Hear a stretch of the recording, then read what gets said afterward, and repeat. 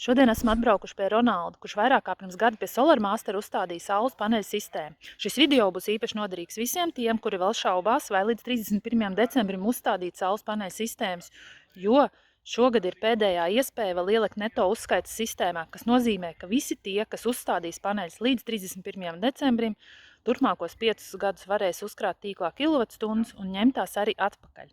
Noteikti noskaties šo video līdz galam, jo beigās būs pārsteigums. Bet kā tad tev tur tā sistēma? Un cik viņa apmēram ēd mēnesī? Man ir 11 kW inventors un 9 kW paneļi, kur uzlikt ir praktiski plakani, vairāk gandrīz uz ziemeļa austrumiem 3%. Gadā viņi saražo man 8 kW. Galvenokārt paneļus es ņēmu tāpēc, ka man ir ļoti liels elektrības patēriņš tieši vasarā. Man mājā ir lieli logi. Viss ir pagriezts uz dienvidu pusi, tā kā visu dienu galvenajā telpā spīd iekšā saule.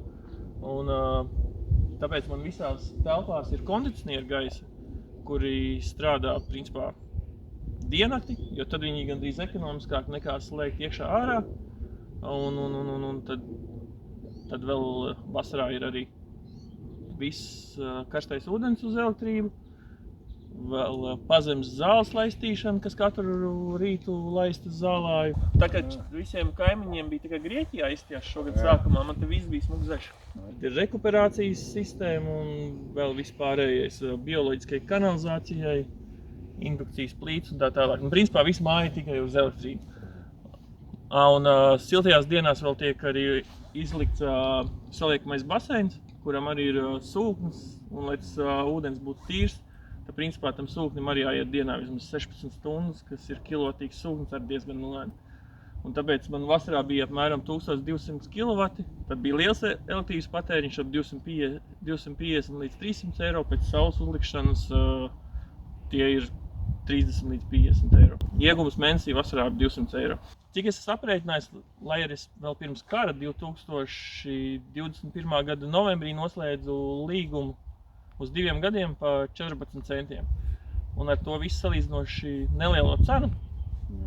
Es esmu izreikinājis, ka šobrīd jau es esmu atpelnījis 1800 eiro, tātad man vēl apmēram ir gads un es jau būšu paneļus atpelnījis. 1800? Nu tev vēl divi gadi. Vai 7000? Nē, 7000, bet bija 4000 valsts atbalsts. Tātad 7000 līdz 4000, 3200, no kuriem jau es 1800 esmu atpelnījis, tātad vēl 1400 eiro tikai. Nu, principā nākamā gada šo laiku jau paneļi būs manā īpašumā un es sākšu tikai iegūt no viņiem. Šobrīd ir tā, ka ir novembra vidus un man ir palikuši tikai vēl uzkrāti 1200 kW. Tas sanāk, ka man beigsies kaut kur decembra vidū jau uzkrātā enerģija. Tad tas nozīmē, ka tu visdrīzāk palielinās. Jā, Līdz tam februārim, jā? Tieši tā, man augšā ir 20 paneļi, tas bija 40 kvadrātmetri, man jumts ir 200 kvadrātmetri, tā kā es vēl varu tur likt paneļus. Visticamāk, ka nākotnē vēl būs elektroauto. Nu jā, tas nozīmē. Un arī nopietni apsveru domu mainīt savu granulu katlu uz gaisa ūdens siltumsūkni. Jo šobrīd es granulu apkuri izmantoju apmēram no novembra līdz martam, jo man patīk, kad grīdas ir siltas, lai tur iet 25 grādus reizi jūt, ka tā grīda ir silta. Man it kā ir gaisa siltumsūkņi visās telpās, bet lai arī telpā gaisa ir silts, kājām tomēr ir augsts, tāpēc es arī no novembra tomēr līdz tam aprīlim izmantoju granulu katlu, kurš man silda grīdas, bet ja es ar laiku ielikšu siltumsūkni, kas man sildīs ūdeni grīdām, tad visticamāk arī pāriešu uz to. Tā granulu katlu principā vajadzēs tikai tādiem ekstrēmiem. Mīnus, kad ir mēnesis, mīnus 20, jā. 30. Noteikti es viņu atstāšu, bet jā, tādā ritīgā augstumā.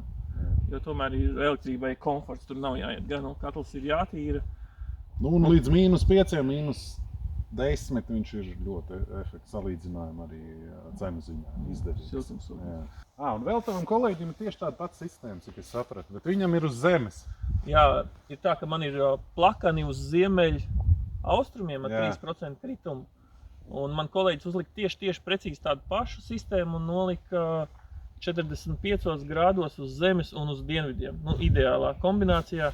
Un sanāk, ja man šogad ir saražojis kaut kādi 8,2 kW, tad viņam ir kaut kādi 10,2. Tātad, nu, tomēr tam leņķim Nu, jā, tas ir diezgan liels, 20%. 20% starpība. Bet, nu, ja jāizvēlās šobrīd tie paneļi cena tāda, kad uzlikt tos pāris paneļus vairāk nav tik dārgi. Nu, jā. Un otrs, man neviens piebraucot neredz, ka ir paneļi, jo groz kā grib, tomēr paneļi nedaudz bojās. Kā ir nu, skaisti, kad ir melni, bet ja man te būtu salikt 45 grādos jumta no attāluma viņas redzētu, man liekas izstos neglīgi.